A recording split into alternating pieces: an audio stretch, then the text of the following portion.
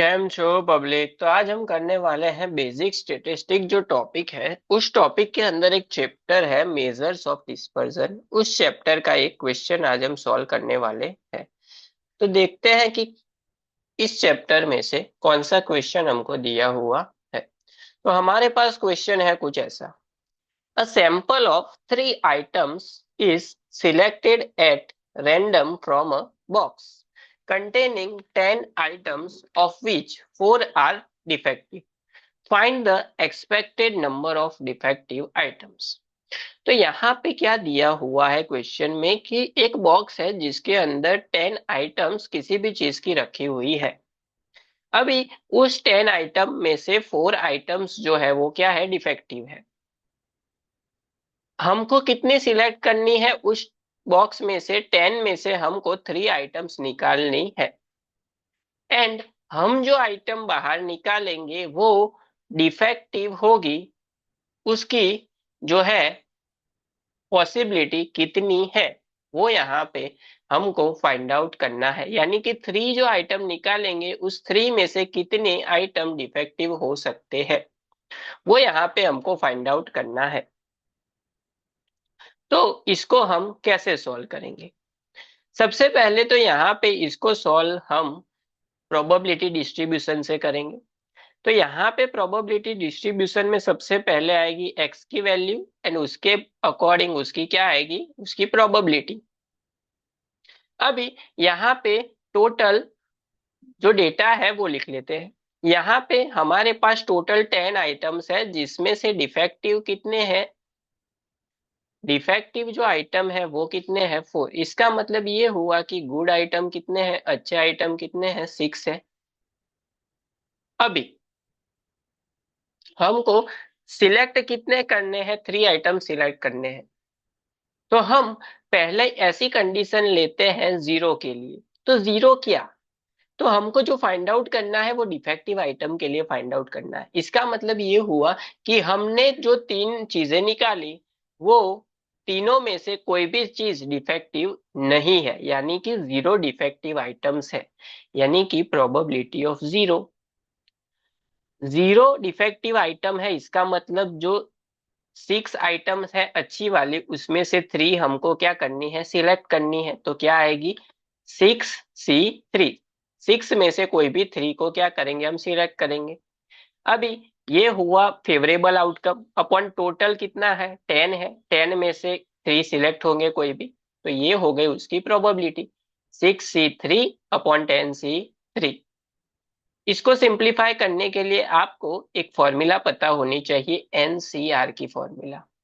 वो होती है n factorial upon r factorial into n minus r factorial. यहाँ पे ये फॉर्मूला अप्लाई करेंगे तो n फैक्टोरियल की जगह पे क्या आएगा, 6 फैक्टोरियल अपॉन r फैक्टोरियल यानी कि 3 फैक्टोरियल। 6 में से 3 चला जाएगा तो 3 फैक्टोरियल अपॉन सेम नीचे वैसे ही 10 फैक्टोरियल अपॉन 3 फैक्टोरियल, 10 - 3 यानी कि 7 फैक्टोरियल। इसको सिंप्लीफाई कर लेते हैं तो 6 × 5 × 4 × 3 फैक्टोरियल अपॉन 3 फैक्टोरियल को ऐसा लिख सकते हैं 3 × 2 × 1 × 3 फैक्टोरियल। 3 फैक्टोरियल कैंसिल, 3 × 2 = 6 यहाँ से कैंसिल। डिवीजन में इसका सिंप्लीफाई कर लेते हैं 10 फैक्टोरियल यानी कि 10 × 9 × 8 × 7 फैक्टोरियल अपॉन 3 फैक्टोरियल यानी कि 3 × 2 × 1 × 7 फैक्टोरियल। 7 फैक्टोरियल कैंसिल, 2 × 4 = 8 यहाँ से कैंसिल, 3 × 3 = 9 कैंसिल, 4 यहाँ से कैंसिल हो जाएगा, 5 × 2 = 10 हो जाएगा। तो ऊपर तो क्या बचा, सिर्फ 1 बचा, नीचे 3 × 6 बचा। तो ये क्या हो गया, 1/6। इसका मतलब ये हुआ कि जब एक भी आइटम डिफेक्टिव नहीं है उसकी प्रोबेबिलिटी क्या है, 1/6 है। समझ गए ये कैसे किया? उसके बाद उसी तरह से आपको ये चीज रिपीट करनी है 1 डिफेक्टिव चीज के लिए, 2 डिफेक्टिव चीज के लिए एंड 3 डिफेक्टिव चीज के लिए। जो हम 3 सिलेक्ट कर रहे हैं उसमें से एक डिफेक्टिव होगी, 2 डिफेक्टिव होगी या फिर तीनों की तीनों क्या होगी, डिफेक्टिव होगी उसके लिए। चलिए सबसे पहले तो जीरो के लिए फाइंड आउट कर लिया, उसके बाद करते हैं वन डिफेक्टिव के लिए, यानी कि प्रोबेबिलिटी ऑफ वन। अभी वन जो है वो डिफेक्टिव होगी, इसका मतलब फोर डिफेक्टिव है, उसमें से कितने सिलेक्ट होंगे, वन सिलेक्ट होंगे। टोटल थ्री सिलेक्ट करने हैं, तो बाकी के दो बचे वो गुड में से आएंगे, यानी कि सिक्स में से आएंगे दो। टोटल जो है वो क्या आएगा, 10C3।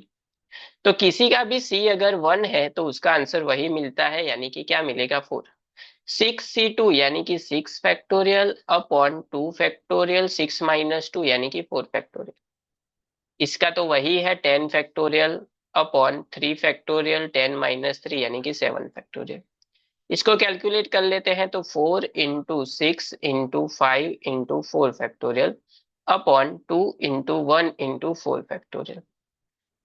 नीचे वाले को सिंप्लीफाई कर लेते हैं, तो 10 × 9 × 8 × 7 फैक्टोरियल अपॉन 3 × 2 × 1 × 7 फैक्टोरियल।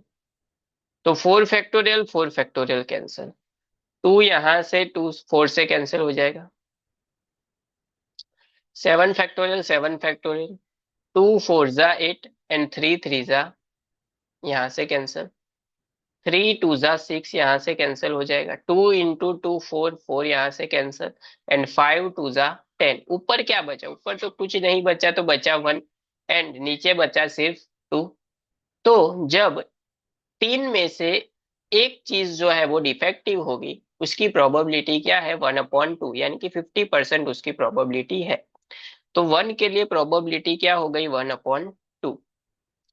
उसके बाद जो हम थ्री चीजें सिलेक्ट कर रहे हैं उसमें से दो चीजें क्या है, डिफेक्टिव है, उसकी प्रोबेबिलिटी फाइंड आउट कर लेते हैं।